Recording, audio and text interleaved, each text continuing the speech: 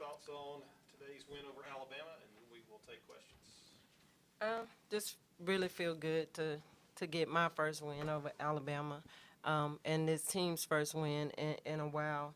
Um, I think we came out, we were, with all the emotions and, all the alumni back. Our kids have been, you know, have been getting feedback from them. They've been loving on them. So it was really, really special to do this in front of them. I thought we prepared really well. Our team was focused. I felt like they were locked in.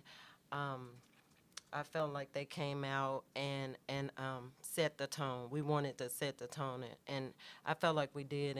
And normally we do that on the defensive end, but I felt like it was on the defense and offense. I was really pleased with our execution early, offensive execution early in the ball game, and yeah, I'm just really happy with the win. I thought, like Honesty said, this is a basketball is a game of runs. We had to be able to withstand that run. We had to be able to make an adjustment, throw something different at them, and sometimes that's the difference in the ball game. We hadn't pressed all game.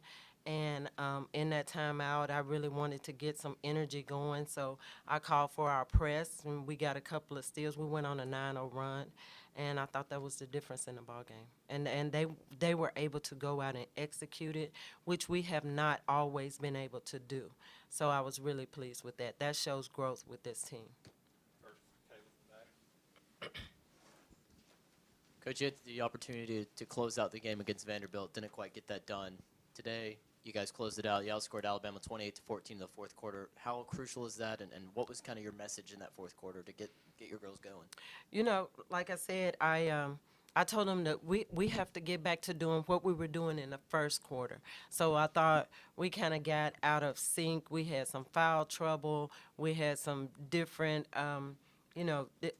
different players in and playing in different positions. So I was able to get a group back in there that could press. We threw that in at them. I think it caught them off guard. They immediately threw the ball away, and then we got a couple of steals, a couple of runouts, a couple of easy basket. It got the energy going in the building, and I think that's what we do. That's the way we play. So the message was to get back to playing the way we played. The way we started the ball game out is the way we needed to end the ball game, and that's what I wanted them to do.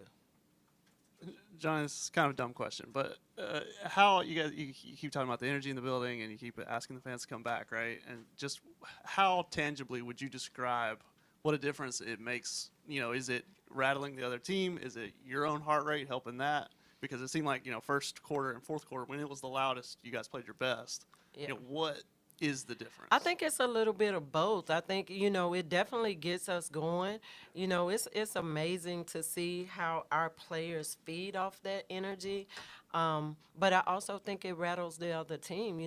When you have that many people yelling against you, and then when you have that many people yelling for you. So I think it's a little bit of both.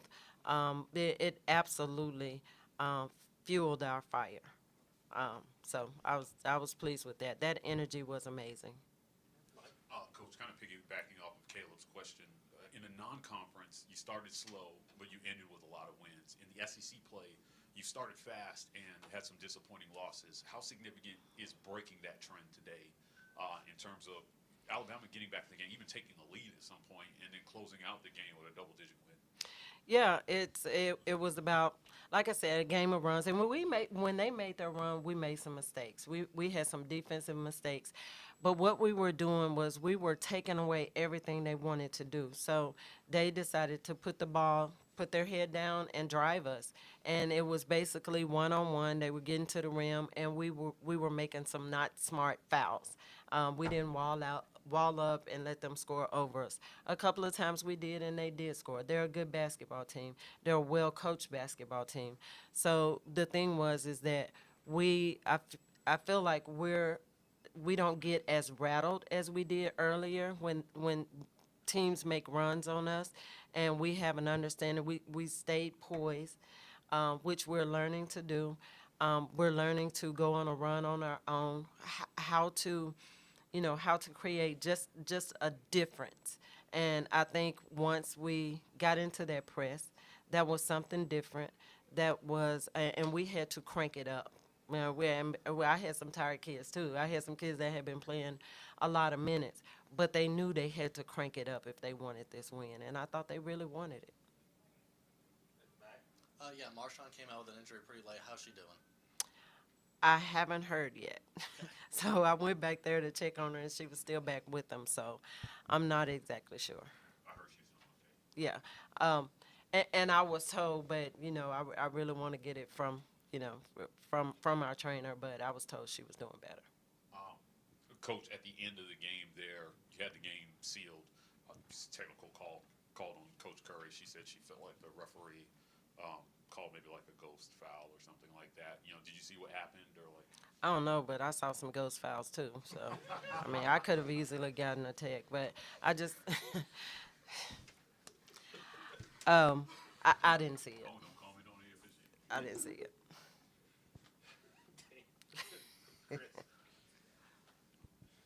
You guys held Sarah Ashley Baker to 10 points on 25% shooting.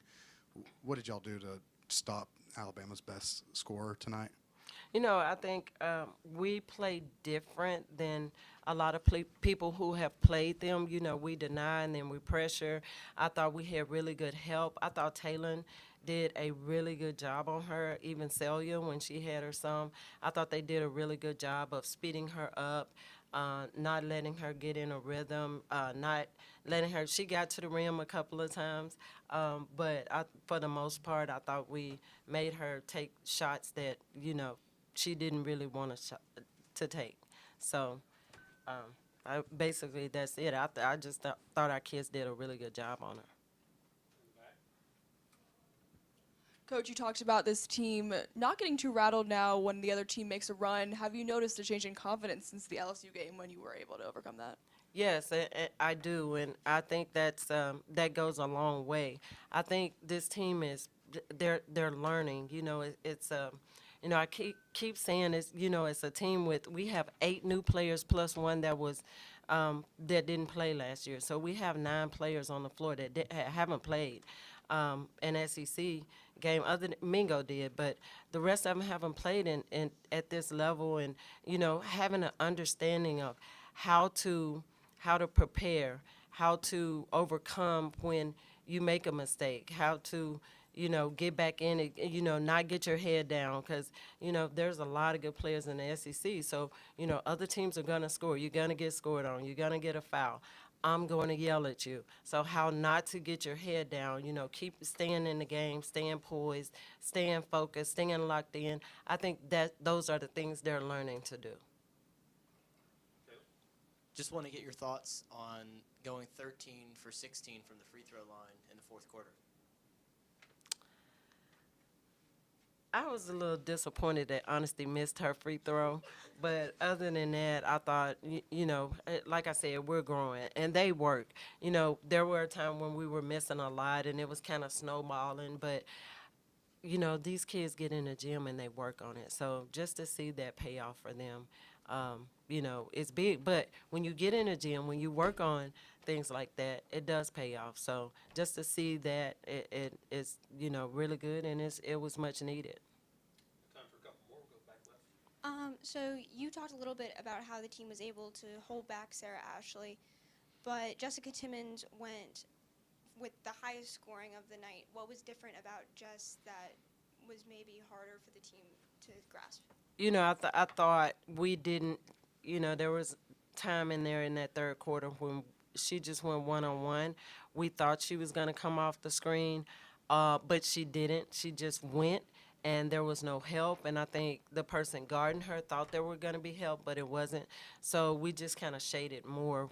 Once we got to that fourth quarter, we made that adjustment. We shaded more. We were trying to tell them on the fly, but, once we were able to get a timeout and get them over there and show them how to shade it, it made a difference. So she was just putting the ball down, going one-on-one. Coach, Alabama's head coach talked a lot about playing zone defense and your offense struggling against the zone in the second and third quarters. You've talked a lot about you struggling against their drive. Which of those do you think contributed more to your struggles in the second and third quarters? And did you make any adjustments from their zone defense? Well, yeah, so part of it was, honestly, was in foul trouble. And so that's our playmaker. So we didn't have our playmaker in during that time.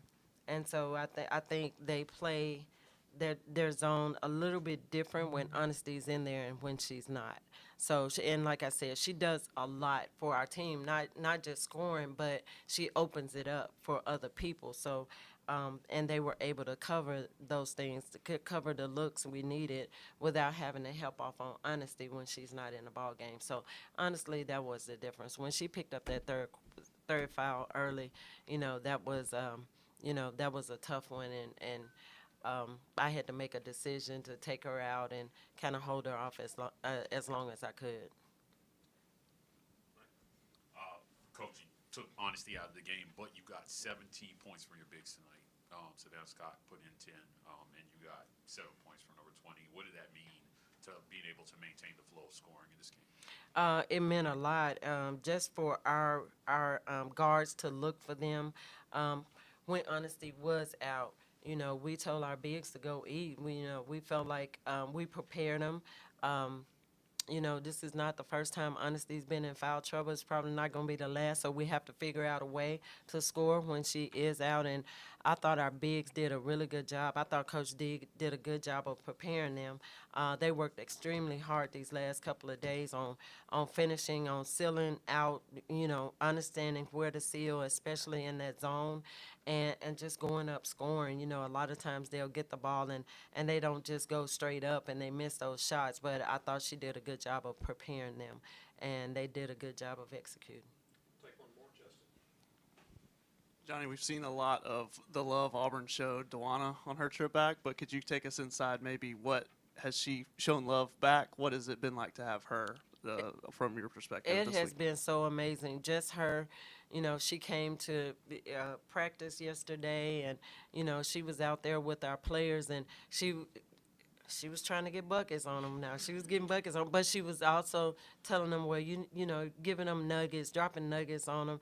She was just loving on them, and just for them to see that and to feel that, it was amazing. She's a great person. She's a great Auburn alumni. She loves this school. She lets it be known, and we go and support her when she comes to Atlanta and play. I take the team so they can go and watch her play. So they have gotten to know each other, and they're forming a bond. So it has been really amazing having her back here. It's been a long time, too long. It's been 14 years since she's been here, and I think that's I don't even know how to describe her not being back here in 14 years, but to get her back here and to make her feel all the love and all the love that she's showing us has been it's been special.